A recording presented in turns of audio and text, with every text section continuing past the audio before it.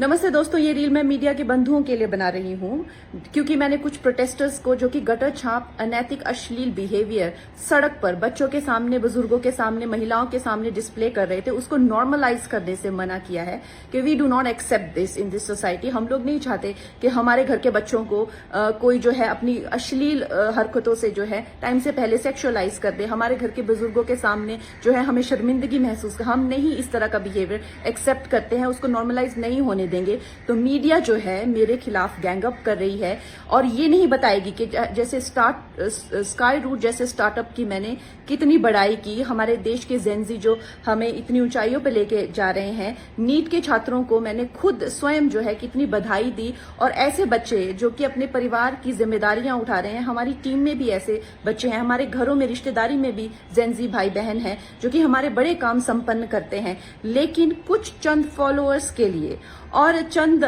Comments के लिए और कुछ लाइक्स के लिए ये मीडिया वाले इतने ज्यादा बिक चुके हैं। और मैं देख रही हूँ कि कुछ फेमिनिस्ट जो हैं वो एंकर्स कह लीजिए या पूरे एक बुलेटिन कर रहे हैं और मुझे सिखा रहे हैं कि Kangana, why should these women have the burden of dignity और डिसिप्लिन। हम लोग मिलेनियल वुमेन पे इतना प्रेशर था to be dignified and to be disciplined, why do we have to give that burden to this generation. Excuse me, क्या आप अपनी बेटी को ऐसा सिखाएंगे?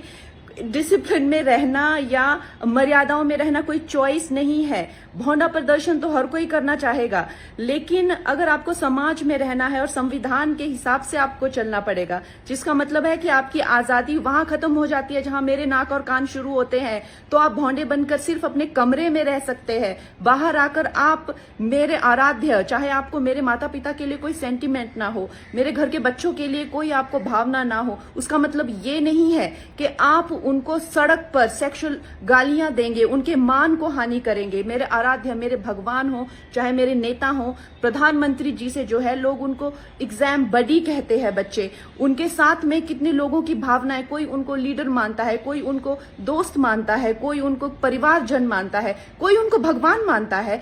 उसी तरह से आप किसी की फीलिंग्स हर्ट नहीं कर सकते हैं। ये कोई कूल बनना नहीं है, ये एक बेसिक सिविक सेंस है और अगर आपको ये नहीं आती है तो आपको सीखना पड़ेगा।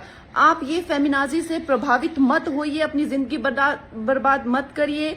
इस भौंडेपन को सिर्फ और सिर्फ आप अपने कमरे में डिस्प्ले कर सकते हैं, बाहर जाके आपको मर्यादा में रहना पड़ेगा ना, या आप वर्क प्लेस से निकाल दिए जाओगे। आप कभी भी कोई संबंध, परिवार वाले भी आपको भौंडापन नहीं झेलेंगे, तो आपके सामने एक डेड एंड के सिवाय अंधकार वाली जिंदगी हो जाएगी।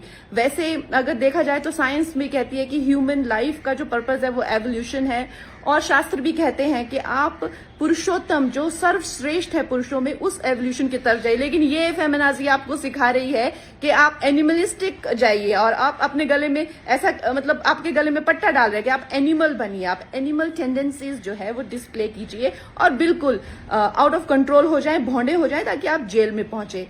आपको डिसाइड करना है कि आपको कौन अच्छे से गाइड कर रहा है और कौन आपको सही दिशा बता रहा है।